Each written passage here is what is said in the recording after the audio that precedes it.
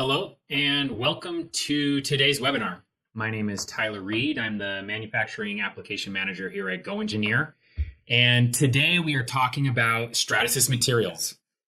This is a super important topic and we haven't touched on this in a webinar in a couple years. Stratasys has been really busy investing millions of dollars into material research every year. And we have quite a few new materials to talk about since the last time we covered this. Let's jump into it.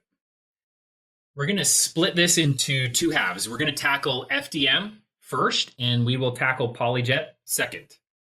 We have slides that look like this for every material, and I'm just going to talk a little bit about some of the qualitative properties of these materials, and we will talk a little bit about numbers after we cover the gamut of materials. I started with ASA rather than ABS. ASA has become our new standard material for pretty much all FDM.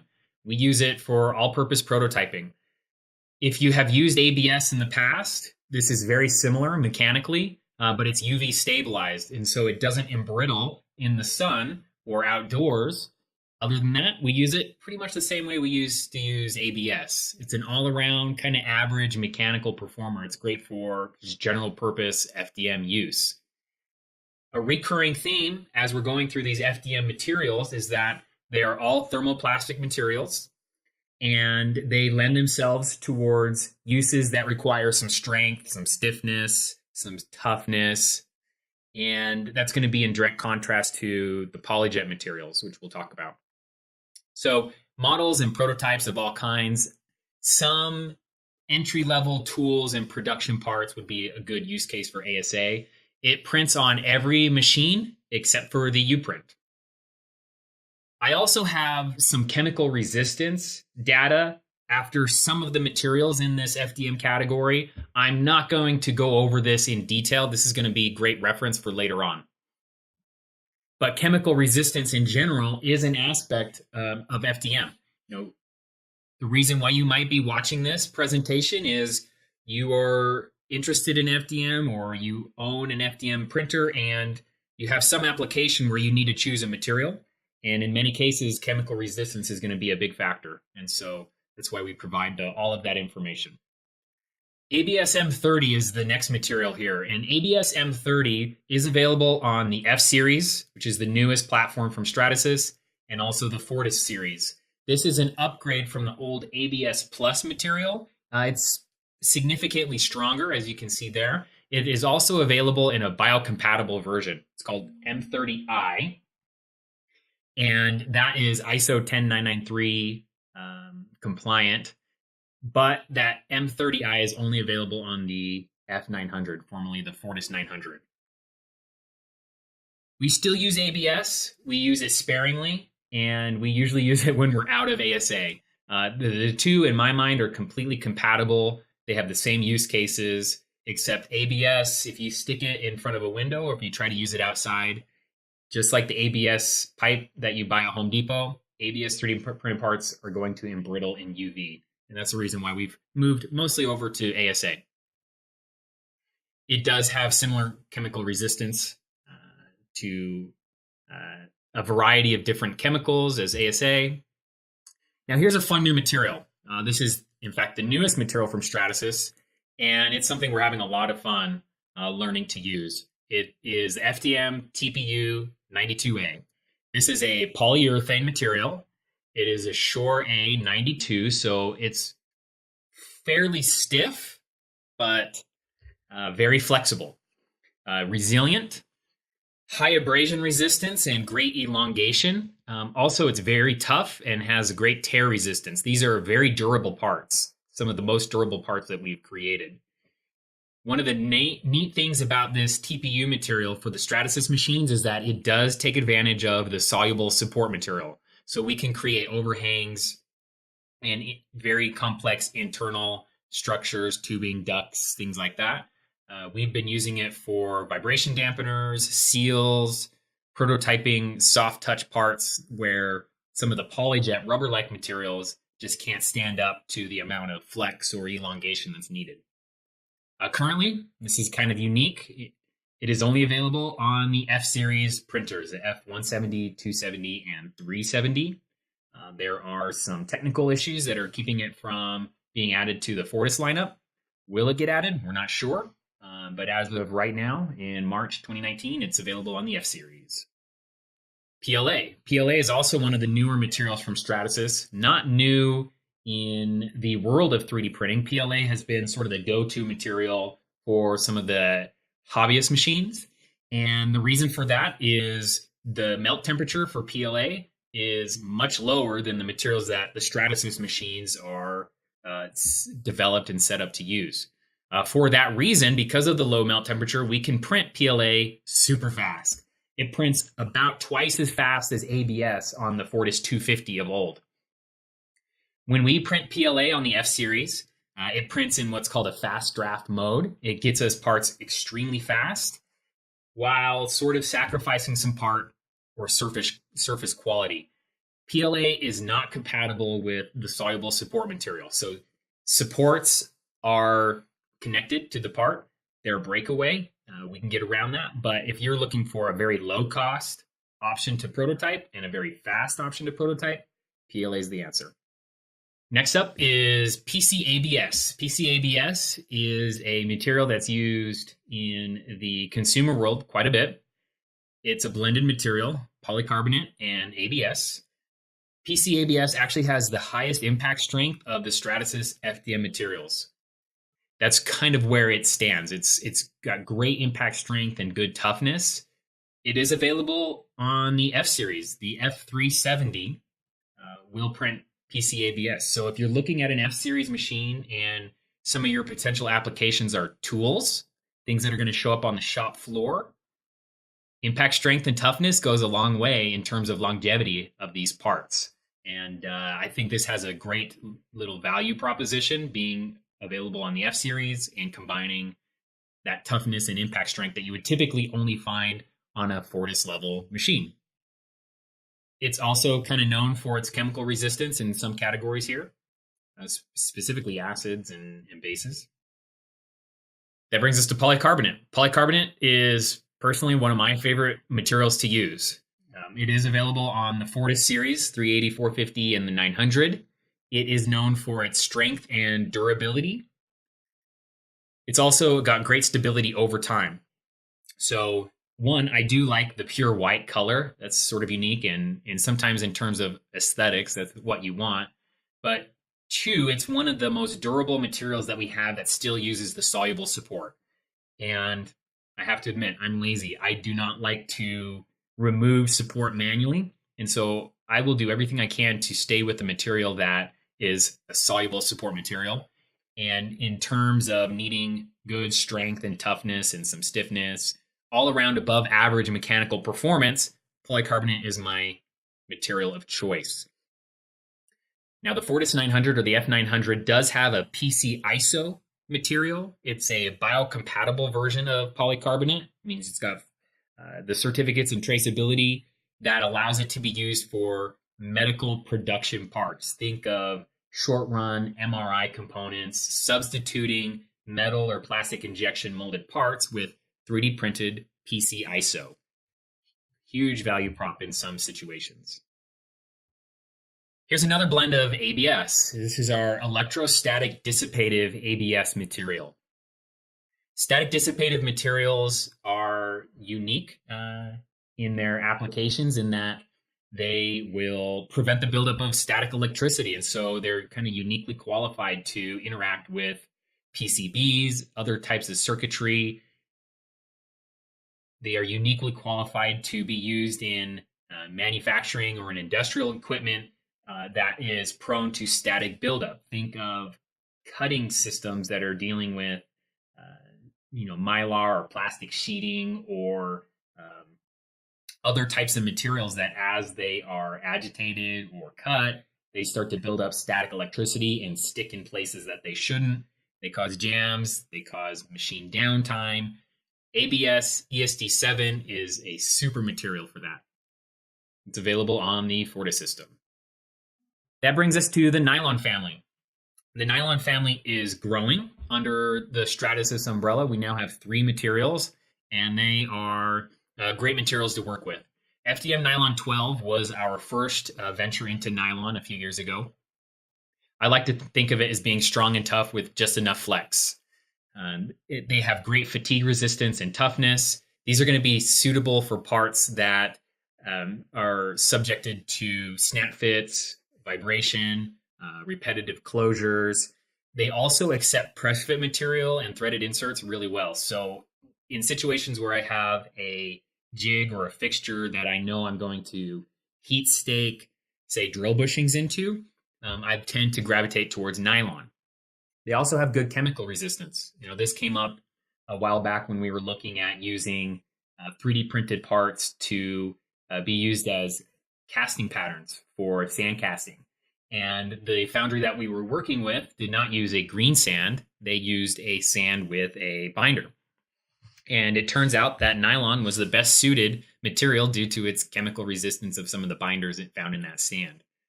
We do have customers doing some minor production parts with these, but in my mind, FDM is great for prototyping and tooling and fixtures. But as all nylon goes, if your application is subjected to moisture or water, nylon may not be the best option for you. Then you might look at something like polycarbonate.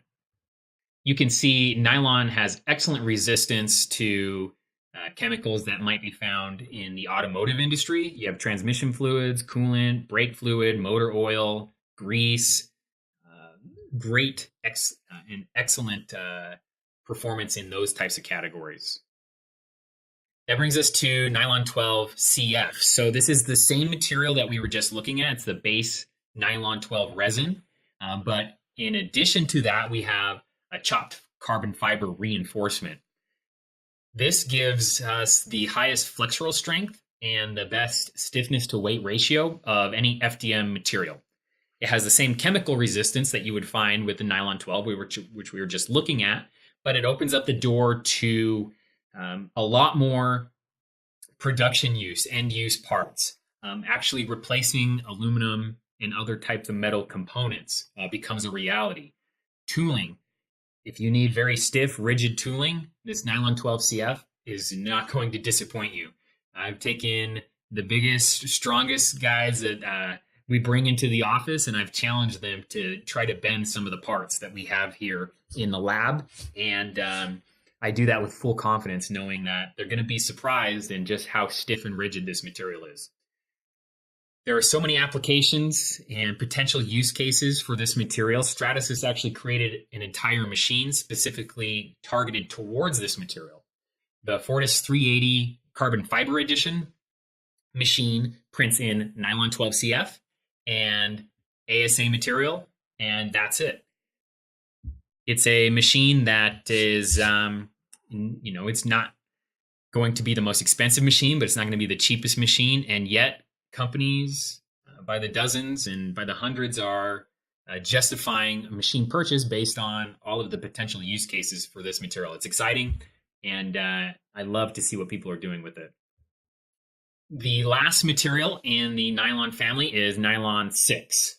It fills a great little niche between the nylon 12 and the nylon 12 CF.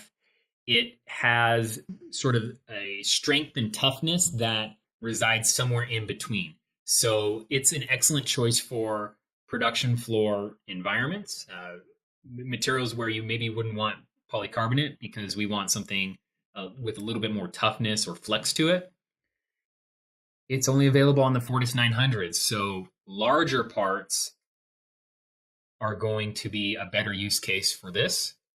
If you have a need for smaller parts in nylon, then maybe you're going to use nylon 12 instead. Next up is our polyphenol sulfone, PPSF/PPSU. Different people refer to it different acronyms, but this is built for demanding applications, and especially in terms of chemical resistance. PPSF back in the day used to be the highest heat material. It was unseated by a material we're going to be talking about here in just a minute. But in the past, this was sort of the flagship material for Stratasys. Had excellent heat resistance, good mechanical strength, wonderful chemical resistance, Still to this day, it would be one of the materials that I would go to for what I call under the hood scenarios, things that are in the automotive or aerospace industry and subjected to, again, like things like oils and brake fluids, transmission fluids, things of that nature.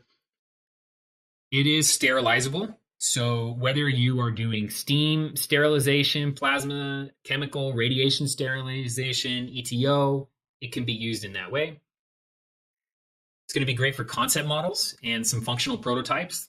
What you see there is a prototype for an oil filter housing. Perfect use case for PPSF. Some production parts and manufacturing tools that are subjected to oils and greases. So you can see kind of overall, it's got good to excellent chemical resistance across a broad range of types of chemicals. Now we have the Ultim family. And the Ultim family is the new flagship material family for Stratasys. We have 2 blends of it.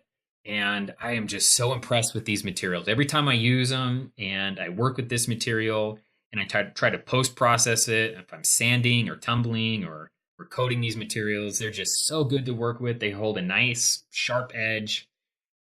The only thing that prevents me from using them on every part is the support material. These are breakaway support material only. And that just means that they're going to be a little bit more manual labor to get the end parts in some cases. It depends on the geometry of the part and the accessibility of the support material. But within the GrabCAD print software and within Insight, we do have some strategies on making it as easy as possible to get to your end part with as little manual labor as possible. That being said, the payoff for these materials is there. And when the application warrants it, I have zero hesitation to use the Ultim 9085 or the 1010. So Ultim is a trademark name. It's polyetheramide. This is a flame retardant, high performance material. It's got excellent, this 9085 blend has a very high thermal and chemical resistance. It is FST certified for flight, floats, flame, smoke, and toxicity. It is also fungus resistant, and it is available in a certified grade, Ultim 9085 CG. What the certified grade gets you is material analysis, both the raw material and the actual filament material, and also lot number traceability. And that's important because some of the primary users of this material are creating parts intended for flight in the aerospace industry, and we need to make sure that the materials that we say they are, that is what they are, and they are not going to go up in flame or smoke when they're in the air. And so Ultim 9085 is going to be sort of uniquely qualified to create flight-ready parts. More applications beyond that, we have a lot of manufacturing tools and patterns for molds or dies are used in this with this Ultim 9085. Also, on top of that is going to be this Ultim 1010. So Ultim 1010, in my own opinion, is now the flagship material for Stratasys FDM. It excels in pretty much everything. It's got awesome tensile and flexural strength. It is the highest heat resistant material, 421 degrees Fahrenheit. We can use this in areas where you typically would not think of using plastic parts. It also is flame, smoke, and toxicity certified, and it is also available in a certified grade. This certified grade is biocompatible. All right, so it meets NSF 51 and ISO 10993 requirements. So potential applications, of course, functional prototypes for when you need a high strength, high heat material. Production parts are a total reality with this material. And we do so many tools and patterns with this material, it's ridiculous. Shop floor guys love it. It's so much easier to work with than aluminum, but very, very few drawbacks with aluminum. This is a Fortis 450 and Fortis 900 material only, just like the other Ultim and all of the other high heat materials. And we have the Antero 800NA. This is a material that has been asked about for years and years, and I'm so glad that we can finally say that we do have a PEC-based super material. PEC is known for having excellent mechanical properties and excellent chemical resistance. In terms of chemical resistance, I do think that this is taking over the throne from PPSF.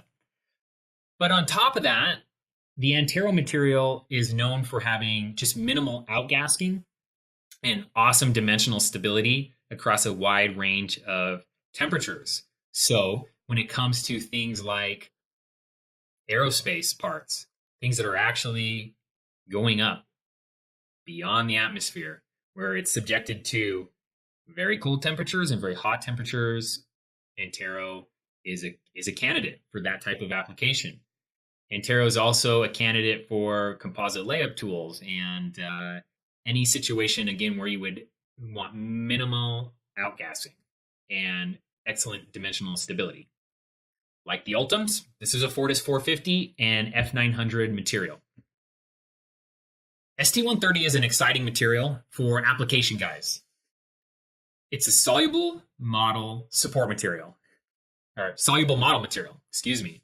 It goes so against my training to have a model material that's soluble, but there is an awesome use case for that, and that's temporary patterns, temporary mold layup tools. This is engineered and tested specifically for sacrificial tooling. It's got awesome compressive strength. Normally we have been concerned about tensile strength and flexural strength.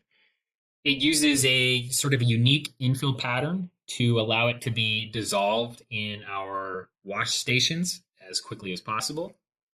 Important for this application is that it has a heat resistance and strength to be withstand pressures and heats that you would typically find in an autoclave. So that's going to allow you to do both wet layups and dry layups for carbon fiber, fiberglass, other types of composite layups. And then lastly, in the list of FDM materials, we have ABSi. This is ABS with basically a translucent ABS M30. We use these materials in situations where we need light transmission. Either we need to be able to see into a part, or we are actually trying to transmit light, maybe through a light housing. Think of brake lights or headlights that we're trying to prototype. Because of that reason, it is available in your typical brake light colors. We have natural, which you see here, in amber and red. If you need to create complex shapes and use them in a way that requires light to come through them, ABSi is a good candidate. So we're not going to be able to go into too much detail in terms of all of these stats. But before we jump into that, I do have a question. Let's see, what material is best for approaching optical quality? So if the answer you're looking for is kind of technology agnostic, then it's going to be a material that we haven't talked about yet. It's going to be out of the PolyJet family. Nothing really on FDM is going to be optical quality because of FDM's tool pathing. You're always going to have gaps and voids in your parts. They're naturally porous, but PolyJet is the opposite. They're completely solid. And so we're going to be talking about a material called Vero Clear, which is probably the answer to that question. All right, so we're looking at stats just for FDM. While I was answering that question, hopefully you took a quick peek at this. We have our tensile strength and our flexural strength listed here in PSI. Again, you do have the ability to view this later on, and I can send this. Just shoot me an email. I'll send this PowerPoint to you. Big takeaway here is that we have nylon 12CF, the Ultim materials, and the Antero materials are quite strong, but PLA and PCABS are pretty good performers on the lower end F-Series machines. Here's a different sort of visualization for that same information. This is tensile strength along the x-axis, and Y is showing the flexural strength. And so you can kind of get a feel for how these different materials relate to one another. This is a dimensionless graph. These are attributes that have been normalized against each other. So it's going to allow you to see how they compare against each other. And it is very clear here that the Ultims, the Antero, and the nylon 12CF are sort of in a category of their own when it comes to mechanical performance. Heat deflection, we did talk about the heat deflection temperature of the Ultim 1010. We do have 4 materials that are above 300 degrees Fahrenheit. Heat deflection temperature is a measure of deflection under rising heat. Think of it as a 3-point bending test. with constant load, but incrementing heat. And once the load deflects about 2%, then that's your heat deflection temperature.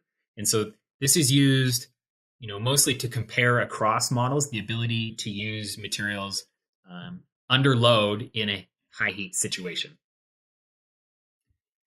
Another one of these scatter plots showing heat deflection versus impact strength. There are situations where you might need to prioritize one over the other, or if you need to find a mix between the both.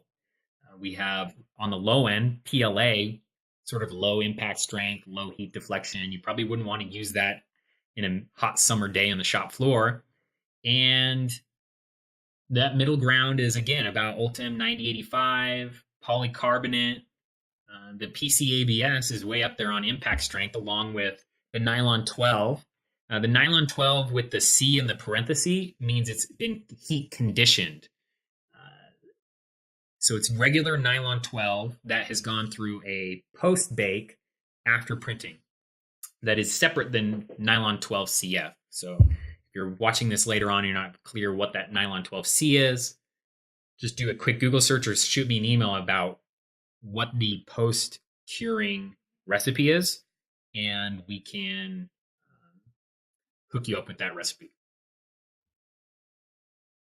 Now, I don't know how useful this graph is, but I thought it was telling as long as you're looking at nylon 12 CF. This is stiffness to weight ratios.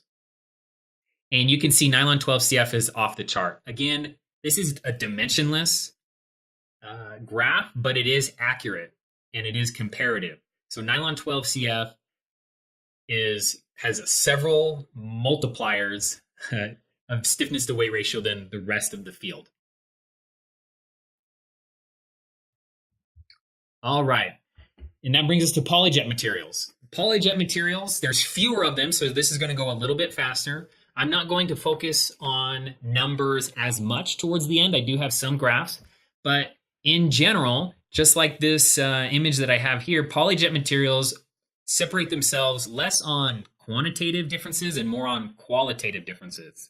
Okay, so there are some, things like shore value and stiffness and hardness that we talk about, but PolyJet in general is more about how do the parts look.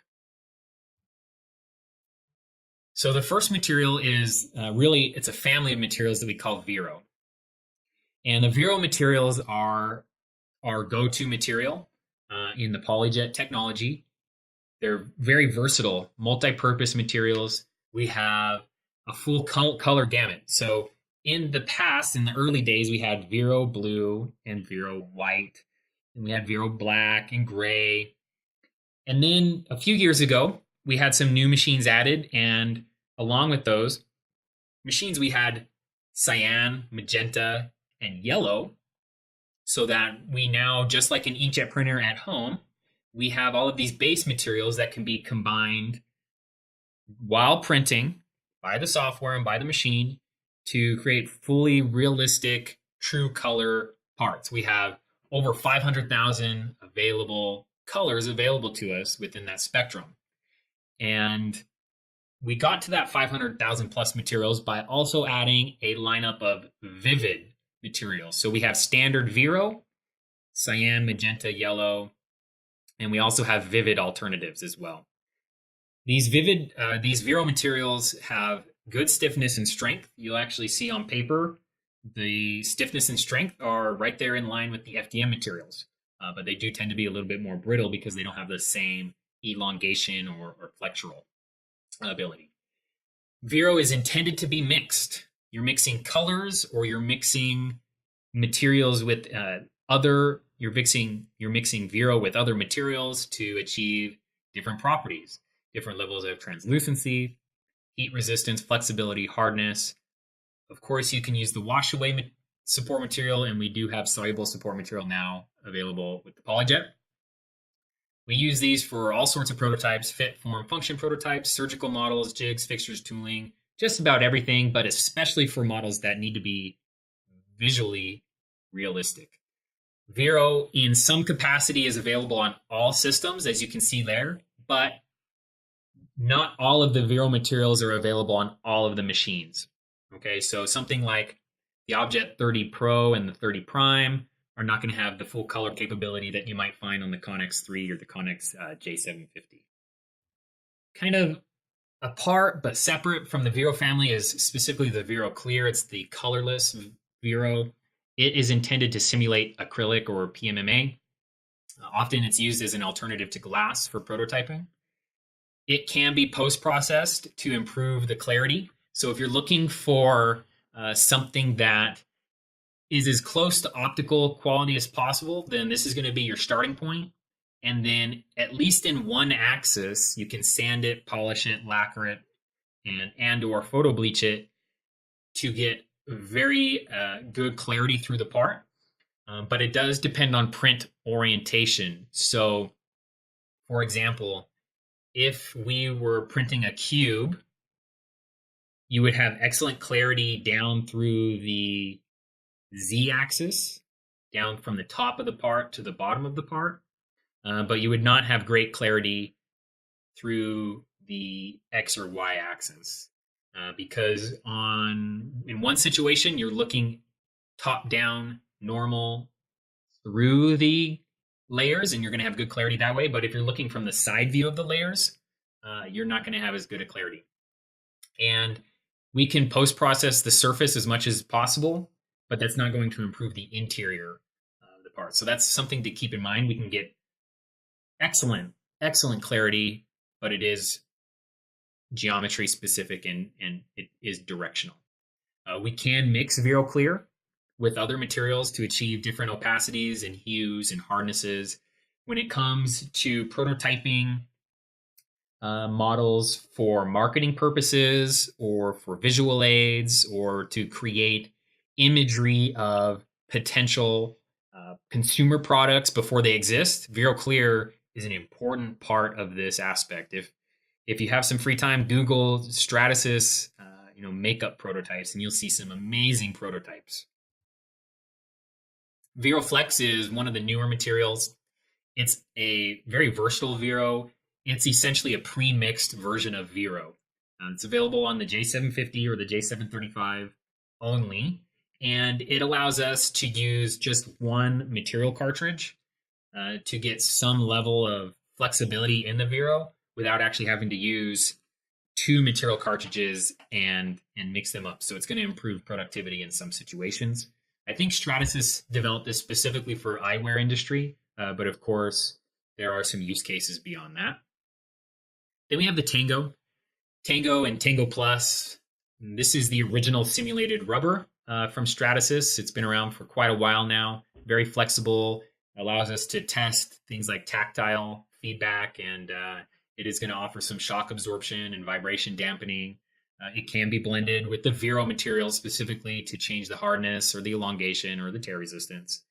I say this is the original simulated rubber because on the higher end systems, we do have another material that we're just about to talk about that probably is more rubber-like, but Tango still is useful, especially if you're in sort of the 30 Prime, Objet 30 Prime arena, a more entry-level kind of desktop machine.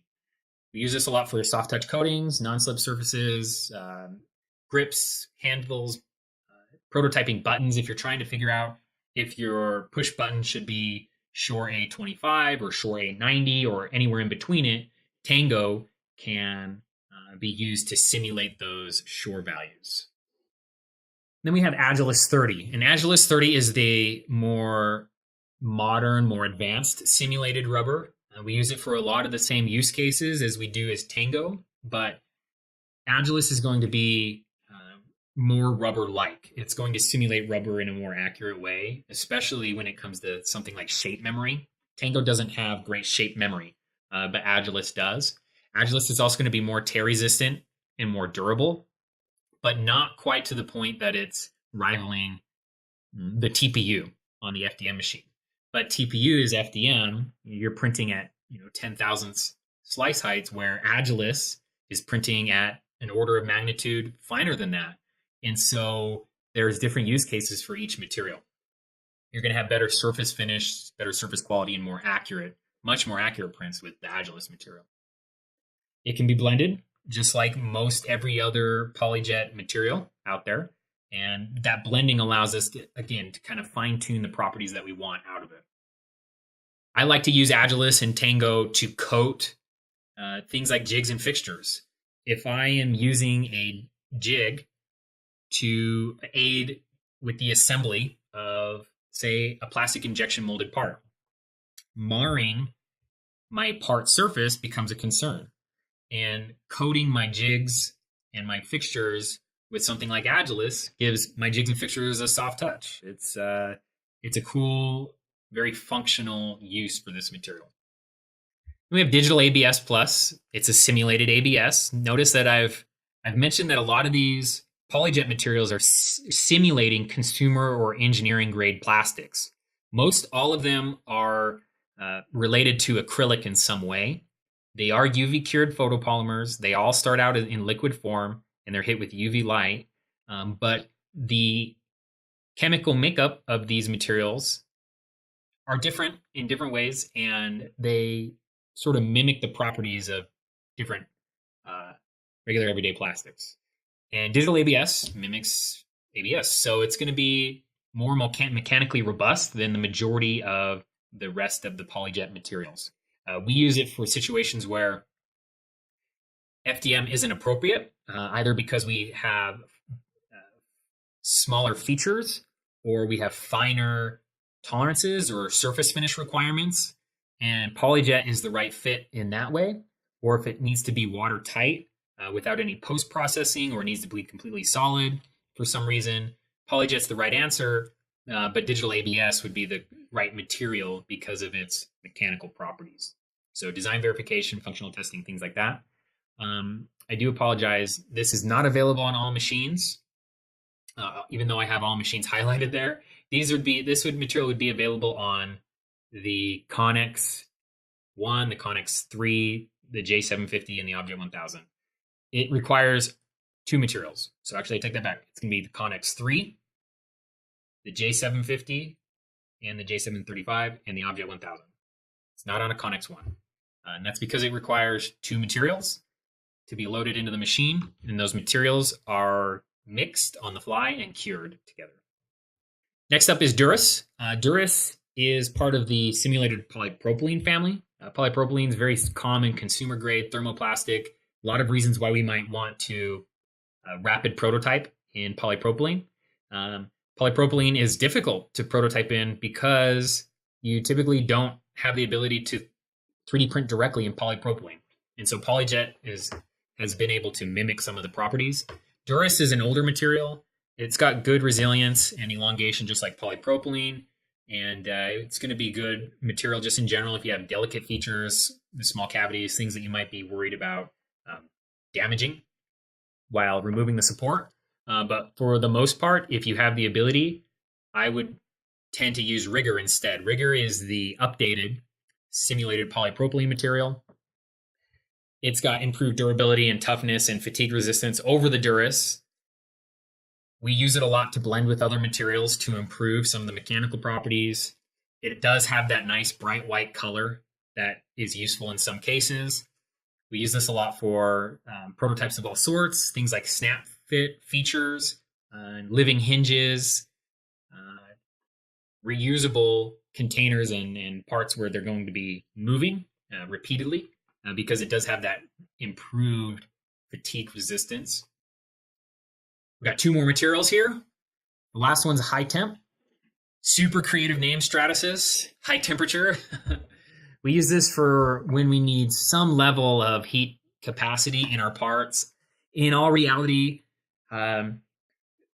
PolyJet is not well suited for sustained exposure to heat, but there are situations where it can be used for kind of minor or limited exposure to heat. And high temperature material and the digital ABS material, which I mentioned is a blend. Part of that blend is this high temp material. Can be useful. You see a prototype there for something like a faucet. That's a perfect application. Anything where you have hot air or hot water flowing around printed parts, this would be something that we're looking at. In particular, if we want to stay away from FDM for one reason or another. In general, I would prefer FDM for high heat, but there are situations where it's just not going to work. And that's where this high temperature material comes from. This is available on a wide arsenal of machines, but it is not available on the highest end machines. So the J series and the Object 1000 are not going to print in high temp. And then really the last material category is the biocompatible category on the PolyJet side. These are medically approved materials. They're transparent, they are sterilizable, and they are designed for both dental and general medical use. They are approved for both permanent skin contact and limited mucosal contact. Different risks that they are acceptable for: cytotoxicity, irritation, genotoxicity, chemical characterization, delayed type hypersensitivity. And really this family is made up of 3 materials now, because we have the addition of a new material. Med 610 is a rigid, transparent material. Med 625 Flex is a transparent, flexible material. And then VeroGlaze Med 620 is a standard material that we've had in the arsenal for a while now. And that Med 625 Flex is new, and it's opening up the door to more use cases, because a lot of times these parts that are interacting with the human body need some flex, especially when they're in the mouth. So that will be good for the dental industry. All right, so here's this same graph showing the PolyJet tensile and flexural strength. It looks a little bit different. We do have quite a bit of similarities in some of these, because we have listed here Vero Black, Vero Blue, Vero Clear, Vero Cyan. So the whole Vero family is essentially the same material, except for the Vero Blue. And then you have some materials listed here that are out of the flexible categories. The Tango materials and the Agilis materials obviously are not going to have great tensile strength or flexural strength, really, because they're intended to be flexible. You can see the high temp material is the winner here in terms of just pure mechanical capability, but it's going to be much more rigid and stiff. It's not going to have the same toughness as something like digital ABS. And that toughness, the ability to absorb impact and absorb energy, is really key to a lot of manufacturing use cases. Heat deflection temperature, and not a lot of variety in here, but we do have the high temp and the digital ABS kind of standouts. And then lastly, we have our shore values. So you're looking at 2 different scales here. The rigid materials are in gray, those are shore D, and they tend to be in the 80, really the 75 to 86 range, shore D. And then the shore A values, the softer, more flexible values, are in green. And we get as low as shore 26 and towards the upper end up towards shore 80. Now, keep in mind that all these materials can be combined together. So if we want to target, say, shore 50, which is nowhere here on the map, we can blend materials to get to there. A real quick recap of the materials that are certifiable. We have biocompatible materials, we have food grade materials, and we have aerospace certifiable materials. And that is it. So I went through that about as fast as I could. And as you guys probably can tell, I couldn't cover everything. There's a lot of materials. Stratasys R&D is focused heavily on material creation and testing, and nothing's going to change about that. As I mentioned, happy to share these slides with you. You can shoot me an email right now today, or if you're watching this on YouTube later, shoot me an email and I can send the PowerPoint over to you. Also, I pulled all of this info from the data sheets that are available on the Stratasys website, and they're going to show a lot more values, specifically things like electrical values and the actual ranges and the different, say, tensile strength is different in XZ versus XY. I just used max values in this presentation. So definitely dive into the spec sheets if you're seriously considering different materials. So I want to thank you guys for joining live, sticking with me here. It's been a great turnout today. I love doing these for you. If you have any recommendations for the next one, let me know. and catch you later.